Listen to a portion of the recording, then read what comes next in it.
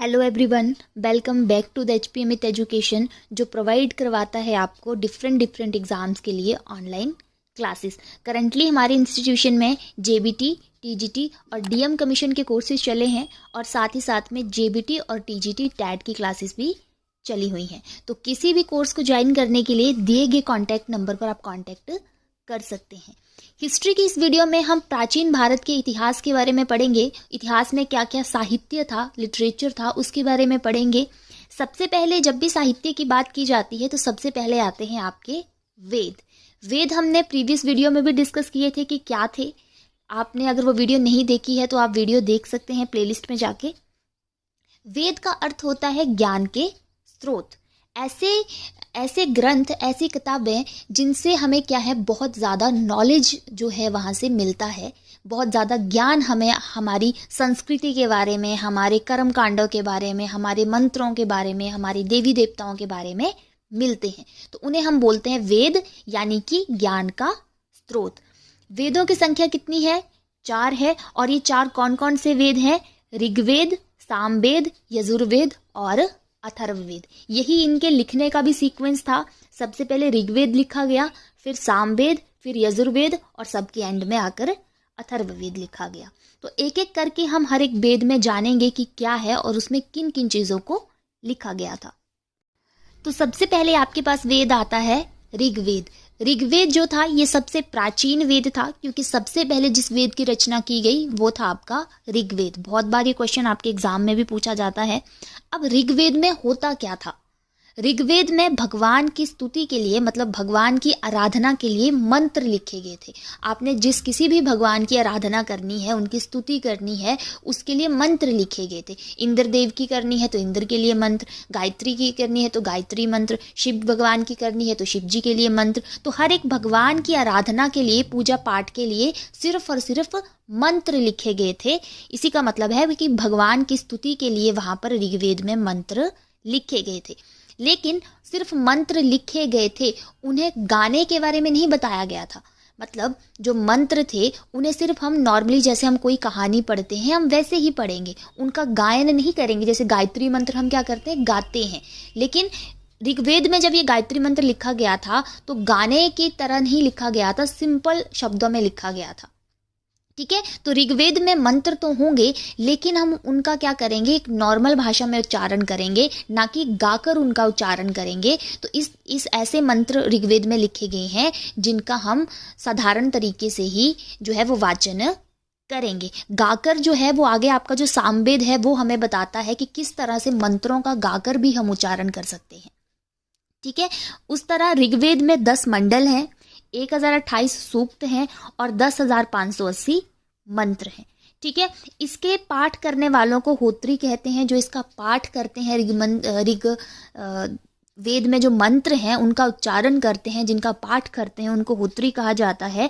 और इसका एक उपवेद है जिसका नाम है आयुर्वेद। तो उपवेद भी आपको याद रहने चाहिए। ऋग्वेद का एक उपवेद भी है जिसका नाम है आयुर्वेद। हर एक वेद का आपको उपवेद मिलेगा, तो आपने नाम याद रखने हैं कि किस वेद का कौन सा उपवेद था। तो इस तरह ये ऋग्वेद की कुछ जानकारी है। ऋग्वेद के बारे में और डिटेल में मैंने प्रीवियस वीडियो में आपको बता दिया है। तो और डिटेल में अगर आपने ऋग्वेद को देखना है, जानना है, तो आप उस वीडियो को देख सकते हैं। सेकंड हमारा आता है सामवेद। ऋग्वेद के बाद जो वेद लिखा गया वो था आपका सामवेद। अब सामवेद आपको बोलने से पता लग रहा है, साम मतलब संगीत, ऐसे संगीत की तरह एक लय आ रही है। ठीक है, तो आपका जो सामवेद था ये गायन से संबंधित वेद था। अब इस वेद की रचना क्यों की गई? क्योंकि ऋग्वेद में तो मंत्र लिख दिए गए थे, लेकिन उन मंत्रों को, अब देखो ये एक नॉर्मल चीज़ साइकोलॉजी ही होती है कि आप किसी चीज़ को गा के याद करोगे तो आपको बहुत जल्दी वो चीज़ याद हो जाएगी। तो ऋग्वेद में इतने बड़े बड़े मंत्र थे जिनको एक पाठ की तरह याद करना बहुत मुश्किल था। तो बाद में एक और वेद लिखा गया जिसमें उन मंत्रों को गाकर याद करने या उच्चारण करने के बारे में बताया गया। तो यह आपका जो वेद था वो सामवेद ही था। इसमें बताया गया था कि जितने भी मंत्र हैं उन्हें हम किस लय में गा सकते हैं। सारे गामा पा जितने भी आपके स्वर हैं वो इसी वेद में वर्णित हैं। ठीक है, तो ये सामवेद किससे संबंधित आ जाता है? गायन से संबंधित, और गायन से संबंधित है तो इसीलिए इसे भारतीय संगीत का जनक भी कहा जाता है? किस वेद को भारतीय संगीत का जनक कहा जाता है? आपके सामवेद को। ठीक है, 1549 इसमें टोटल मंत्र हैं और मंत्रों का गायन करने वाले को उद्गाता कहा जाता है। जो भी सामवेद में जो वर्णित मंत्र हैं उनका गायन करेंगे। सामवेद में मैक्सिमम जो मंत्र थे वो आपके ऋग्वेद से ही लिए गए थे। ठीक है, क्योंकि सामवेद बनाया इसलिए गया था कि मंत्रों को याद कर सकें गा गा के। ठीक है, तो मंत्रों का जो उच्चारण करते हैं सामवेद के, उन्हें बोला जाता है उद्गाता, और इसका जो उपवेद है वो गंधर्व वेद है। इस तरह से ऋग्वेद और सामवेद के बारे में हमने जान लिया। अब आगे के जो 2 वेद हैं उनके बारे में हम पढ़ेंगे। आगे तीसरा वेद हमारा आता है यजुर्वेद। तीसरा जो वेद लिखा गया उसका नाम था यजुर्वेद। ये एकमात्र ग्रंथ है या फिर एकमात्र वेद है जो गद्य और पद्य दोनों में लिखा गया है। मतलब इसे पोइम के हिसाब से भी लिखा गया है और इसे कहानी और कथाओं के हिसाब से भी लिखा गया है। तो यह यजुर्वेद आपका एकमात्र है जिसे गद्य और पद्य दोनों में लिखा गया है। सेकंड आ जाता है अब यजुर्वेद में क्या चीजें लिखी गई हैं। ठीक है, जिस तरह ऋग्वेद में मंत्र लिख दिए गए, सामवेद में उन्हें गा गा कर बताना लिख दिया गया, तो यजुर्वेद में क्या चीज थी? तो यजुर्वेद में जो वर्णन किया गया था वो था कर्मकांड का वर्णन। कर्मकांड मतलब रिचुअल्स, नियम, किसी भी समारोह के, किसी भी कोई फंक्शन है उसके क्या रिचुअल्स रहेंगे उसके बारे में वर्णन किया गया था यजुर्वेद में। जैसे बच्चे का जन्म होता है तो जन्म संस्कार कैसे करना है ना, विवाह संस्कार कैसे करना है, मृत्यु संस्कार कैसे करना है, कोई यज्ञ कर रहे हैं, कोई फंक्शन कर रहे हैं तो उनमें क्या क्या रिचुअल्स फॉलो करने चाहिए, क्या क्या कर्म कांड करने चाहिए, उसके बारे में वर्णन दिया गया था आपके यजुर्वेद में। साथ ही यज्ञ अनुष्ठान की विधियां भी बताई गई थी कि किस तरह का यज्ञ आपको करना है ना। जैसे बताया जाता है कि भैया आपको ये ग्रह है तो आप ये यज्ञ करोगे तो आपके ग्रह जो हैं वो ठीक हो जाएंगे। तो हर एक यज्ञ के लिए एक पर्टिकुलर नियम बनाए गए थे आपके यजुर्वेद में। तो यज्ञ विधियों की, अनुष्ठान विधियों के बारे में भी हमें इसमें में ही बताया गया था। यजुर्वेद में 40 अध्याय हैं और 1990 इसमें टोटल मंत्र हैं। यजुर्वेद का जो उपवेद है उसे धनुर्वेद कहा जाता है और उद्यता जो है इसके, मतलब इसके जो पढ़ने वाले या गायन करने वाले हैं वो है अथर्वयु। ठीक है, तो ये कुछ इंपॉर्टेंट जानकारी थी आपके यजुर्वेद से रिलेटेड। अब उसके बाद चौथा वेद हमारे पास आता है अथर्ववेद। ये सबसे अंतिम वेद था। वेदों में सबसे पहले ऋग्वेद और सबसे अंतिम में, सबसे एंड में आपका अथर्ववेद लिखा गया था, अंतिम वेद था। अब इसमें क्या क्या चीजें लिखी गई थी? जैसे यजुर्वेद में कर्मकांड और यज्ञों के बारे में बताया गया था, तो अथर्ववेद में बताया गया था जादू टोना, भूत प्रेत और औषधियों के रिलेटेड जानकारी हमें दी गई थी। मतलब आपने सिंपल याद रखना है कि कोई भी अगर कोई समस्या है आपको तो उसके लिए 2 प्रकार से आपको निवारण लिखे गए थे, एक जादू टोना के लिए, ठीक है, और एक औषधियों से रिलेटेड। जैसे कि होता था ना पुराने जमाने में कि हाँ भाई कोई व्यक्ति बीमार हो गया, चलो जी इसको ना वैद्य के पास या चेले के पास लेके चलो। ठीक है, तो वो क्या करते थे, झाड़ फूक करते थे, मंत्र वंत्र मारते थे। ठीक है, और वहीं पे अगर आप किसी डॉक्टर के पास लेके जाते तो वो आपको दवाई देते। ठीक है, अगर वैद्य के पास लेके जाते तो वो दवाई देता। ठीक है, तो आपका जो अथर्ववेद है उसमें दोनों चीजें लिखी गई हैं। उसमें वशीकरण, जादू टोना, भूत प्रेतों के बारे में लिखा गया था और साथ ही साथ में औषधियों के बारे में भी लिखा गया था, मेडिसिन के बारे में भी वर्णन इसमें किया गया था। अथर्ववेद को ब्रह्मा वेद और श्रेष्ठ वेद भी कहा जाता है, ये भी आपने याद रखना है, ये इसके अन्य नाम हैं। ठीक है, अथर्ववेद के और नाम से भी जाना जाता है आपका श्रेष्ठ वेद और एक ब्रह्मा वेद। उसके बाद उपवेद क्या है इसका? शिल्पवेद है। उद्यता इसके ब्रह्मा है और राजा परीक्षित का उल्लेख हमें इससे मिलता है। वेरी इंपॉर्टेंट, राजा परीक्षित का वर्णन हमें किस वेद से मिलता है? आपके अथर्ववेद से। अब अथर्ववेद में और भी बहुत सी नेगेटिव चीजें लिखी गई थी, जिनमें से एक बहुत इंपॉर्टेंट है कि इसमें स्त्री जन्म की निंदा की गई थी। मतलब एक बालिका का जन्म लेने की इसमें निंदा की गई थी आपके अथर्ववेद में। तो ये बहुत इंपॉर्टेंट है। यजुर्वेद भी इंपॉर्टेंट है आपका, अथर्ववेद भी इंपॉर्टेंट है।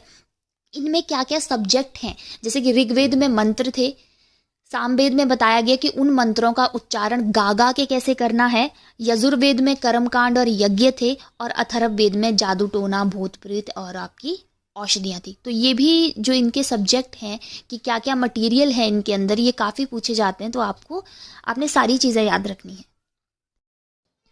यहीं पे आपके वेद खत्म हो जाते हैं। वेदों के बाद एक और ग्रंथ आते हैं जो हमें भारतीय इतिहास और साहित्य के बारे में काफ़ी अच्छी जानकारी देते हैं, जिनका नाम है वेदांग। वेदांग बोल लो या सूत्र साहित्य बोल लो, सूत्र लिटरेचर बोल लो, ये दोनों एक ही हैं, लेकिन वेदांग के नाम से इनको ज़्यादा जाना जाता है। अब वेदांग क्या थे? ठीक है, वेद तो आपने देख लिया कि ज्ञान का सोर्स थे। अब वेदांग क्या चीज है, वेदांग ग्रंथ क्या थे? तो वेदांग का अर्थ है वेदों की सरल व्याख्या करने के लिए वेदांगों का निर्माण हुआ था। वेदों को समझने के लिए सरल भाषा में लिखे ग्रंथ वेदांग कहलाते हैं और वेदांगों की संख्या 6 है। हुआ क्या, वेद जब लिखे गए थे तो उनमें बहुत टफ लैंग्वेज का यूज किया गया था। संस्कृत के बहुत भारी भरकम शब्द उसमें यूज किए गए थे, जो कि उस टाइम के साधारण लोग तो उनको पढ़ ही नहीं सकते थे। जो ऐसे व्यक्ति जो काफी पढ़ा लिखा हो, जिसको संस्कृत की बहुत अच्छी नॉलेज हो, या फिर ऐसे ब्राह्मण जिन्होंने बहुत काफी अच्छे से संस्कृत को पढ़ा हो, वही लोग वेदों को पढ़ सकते थे। जिसकी वजह से क्या हुआ ना कि जो वेदों का नॉलेज था वो एक थोड़े से लोगों के बीच में ही बनकर रह गया। आम पब्लिक तक वो नॉलेज नहीं पहुंच पा रहा था उस टाइम पे, क्योंकि वेदों की जो भाषा थी, जो लैंग्वेज थी, वो बहुत ज़्यादा टफ थी। तो अब एक ऐसे ग्रंथ की ज़रूरत थी, ऐसी किताबों की ज़रूरत थी जिसमें सरल भाषा में वेदों की व्याख्या की जाए, ताकि जो साधारण जनता है, जिन्होंने थोड़ा बहुत संस्कृत पढ़ी है ना, कम लेवल तक संस्कृत पढ़ी है, ठीक है, वो भी वेदों को जान सकें और वेदों में जो क्या क्या ज्ञान दिया है उस ज्ञान को वो भी ग्रहण कर सकें। तो इसके लिए क्या होता है, बाद में वेदांग की रचना की जाती है। तो वेदांग क्या है? वेदों की सरल व्याख्या करने के लिए जिन ग्रंथों का निर्माण किया गया वो वेदांग कहलाए। ठीक है, वेदांगों की संख्या क्या थी? 6 थी। कौन कौन से वेदांग थे? शिक्षा वेदांग, कल्प वेदांग, व्याकरण वेदांग, निरुक्त वेदांग, छंद वेदांग और आपका कल्प वेदांग। अब हर एक वेदांग में अपनी अपनी चीजें लिखी गई थी। जैसे कि शिक्षा वेदांग, शिक्षा वेदांग में क्या लिखा गया था? वेदों में लिखे शब्दों का उच्चारण किस प्रकार से करना है ये बताया गया था। ठीक है, वेदों में बहुत, मैंने कहा कि डिफिकल्ट शब्द यूज किए गए थे, तो उनका उच्चारण, उनको प्रोनाउंस कैसे करना है उसके बारे में जो जानकारी है वो दी गई थी आपके शिक्षा वेदांग में। ठीक है, जैसे हिंदी जो हम क्या करते हैं, इंग्लिश के कोई शब्द जो हम नहीं बोल पाते हैं, हम उनको हिंदी में देखते हैं। ठीक है, ट्रांसलेट जब उसको हिंदी में करते हैं तो हिंदी में देखते हैं कि हिंदी में कैसे वो बोला जाएगा शब्द, फिर उसको प्रोनाउंस करने की कोशिश करते हैं। ठीक है, तो इन्होंने भी शिक्षा वेदांग में भी ऐसा ही था। जो संस्कृत के बहुत टफ शब्द थे उन्हें हिस्सों में बांटकर बताया गया था कि कैसे इस शब्द को पढ़ सकते हैं। ठीक है, सेकंड आपका वेदांग आता है कल्प वेदांग। कल्प वेदांग में रिचुअल्स के बारे में लिखा गया था। ठीक है, रस्म व समारोह का आयोजन कैसे करना है, क्या क्या नियमों का पालन करना है, कल्प वेदांग में ये सारी चीजें लिखी गई थी। वेदों में देखा, वेदों में भी था ना वेद जिसमें बोला गया था कि कर्म कांडों का वर्णन था, लेकिन उसमें टफ जो थी वो लैंग्वेज थी, टफ लैंग्वेज यूज की गई थी।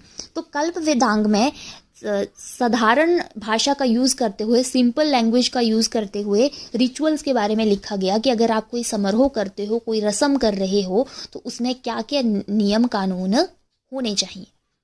ठीक है, उसके बाद आता है व्याकरण वेदांग। व्याकरण मतलब ग्रामर। व्याकरण के द्वारा संस्कृत भाषा को शुद्ध रूप से जानने का अध्ययन कराया है। व्याकरण वेदांग में क्या किया गया था? संस्कृत भाषा के व्याकरण की जानकारी दी गई थी, ताकि थोड़ा थोड़ा उनको नॉलेज हो संस्कृत भाषा का। ग्रामर उनको समझाने की कोशिश की गई थी व्याकरण वेदांग में। कौन सा ग्रामर? आपका संस्कृत ग्रामर की बात की गई थी वेदांग, व्याकरण वेदांग में। उसके बाद आता है निरुक्त वेदांग।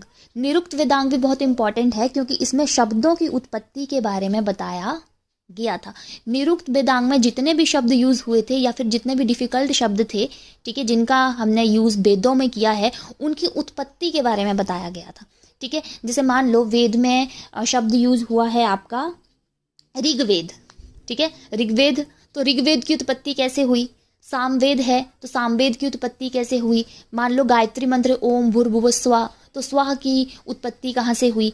ठीक है, तो आपका जो निरुक्त वेदांग था उसमें शब्दों की उत्पत्ति के बारे में बताया गया था कि कहाँ से इन शब्दों की उत्पत्ति हुई है। उसके बाद आता है छंद वेदांग। वैदिक साहित्य के मंत्रों के लिए प्रयुक्त विभिन्न छंदों का उल्लेख इसमें किया गया था। वैदिक साहित्य मतलब वेद जब लिखे गए थे, 4 वेदों में जो मंत्रों के लिए छंद लिखे गए थे, ठीक है, उनका उल्लेख आपके छंद वेदांग में किया गया था।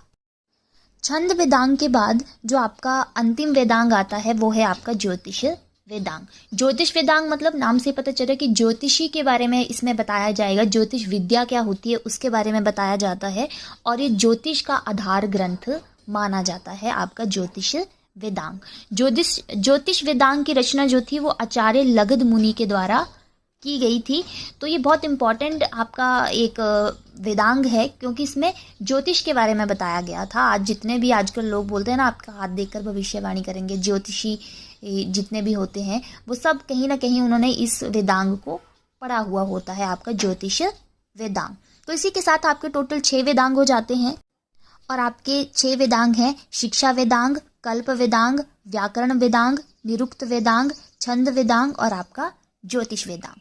अब आगे आता है कि इन वेदांगों की जगह ना इनके साथ सूत्र भी लिखा हुआ मिल सकता है आपको, जैसे कि शिक्षा सूत्र, कल्प सूत्र, व्याकरण सूत्र, निरुक्त सूत्र, छंद सूत्र और आपका ज्योतिष सूत्र। तो ये कुछ आपके वेदांग थे जो इम्पोर्टेंट हैं। तो आज के लिए बस इतना ही काफ़ी है। आज की वीडियो में हमने वेद और जो वेदों को सरल बनाने के लिए जो वेदांग लिखे गए थे उनके बारे में हमने जाना।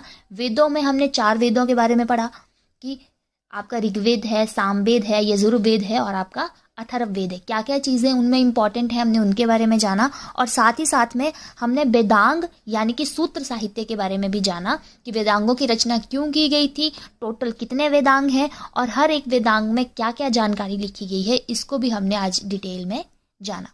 अगर आज की वीडियो आपको अच्छी लगी हो तो वीडियो को लाइक करें, वीडियो को शेयर करें और हमारे चैनल HP अमित एजुकेशन को सब्सक्राइब करें। साथ ही साथ आप JBT, TGT और DM के किसी भी कोर्स को ज्वाइन करना चाहते हैं तो दिए गए कॉन्टैक्ट नंबर पर कॉन्टैक्ट करें। Thank you.